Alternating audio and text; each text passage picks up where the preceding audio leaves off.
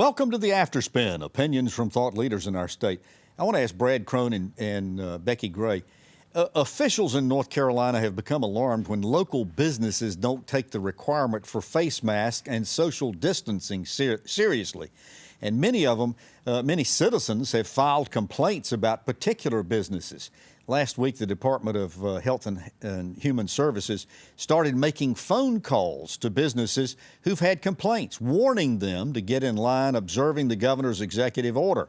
They were warned that it's a Class 2 misdemeanor to fail to enforce these guidelines and that there might even be further actions. What do you think of these calls? Will it help increase the use of face masks, Brad? I hope that it will help increase the use of face masks, Tom. But I will say this as somebody who understands small business, I also think that it's extremely difficult, even for your major grocery chains, whether it's Kroger or Harris Teeter, Food Line, it's extremely difficult for them to police that for their customers coming into the stores. So, yes, they have a civic responsibility to do it, but more importantly, I think individual citizens have an important role of saying it is not a political issue. It is an issue of respect and graciousness and character.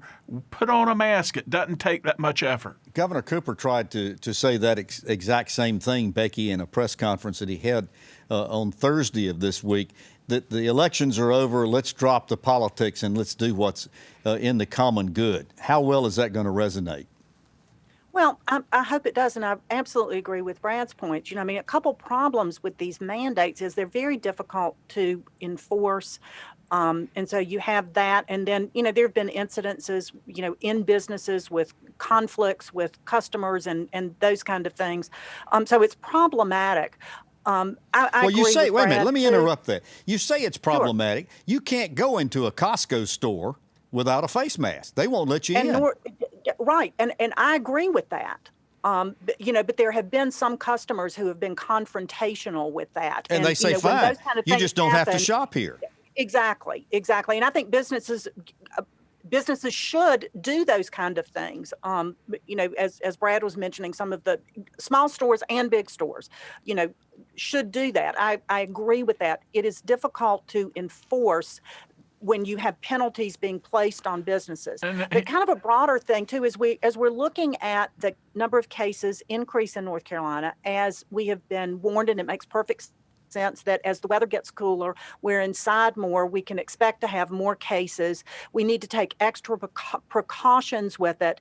And something, just kind of reading between the tea leaves, we had Mandy Cohen send a letter to local governments several weeks ago, encouraging them to clamp down on these requirements. We now have this letter to reaching out to the businesses for them to increase the requirement for masks. We may be moving very quickly towards moving backwards in our reopening of North Carolina. So my message would be to add to Brad's, do the right thing, be courteous, be respectful. Also, if you don't want to go back to where we were in March and April with everything closed down, wear a mask. Yeah, and that message has not been conveyed very clearly, has it, Brad? No, it hasn't. And next Friday, the Secretary and the Governor are supposed to make an announcement about where we go from here.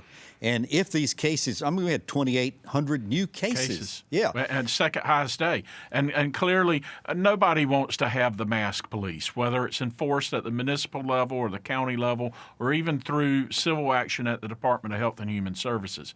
And it's really not about constitutional rights. It kind of upsets me when people say, well, you're infringing on my right of free speech and free action.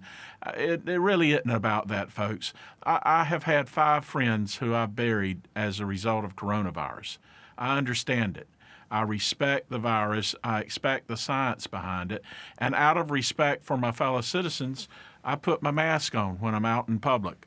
And it just makes common sense. Yeah, these same people that are making so much noise about this, they do buckle themselves up in a seatbelt when they drive a car. They do drive on the right-hand side of the road. They do stop for traffic red lights. It is a political point. Let's hope we can get past that for sure. Absolutely. Yeah, I think it's in every... And Tom, it's not just the mask too.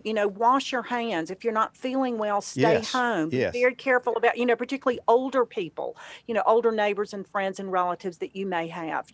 Don't go out in big crowds if you're not feeling well. I mean, a lot of this is just, as Common Brad sense. said, Yeah. courteous, and it's common sense. So we're focused on the mask, but there are other things that we should be doing as well. Yeah, and I did an interview with Secretary Crone that appeared on UNC TV last week. I think it's still on their website.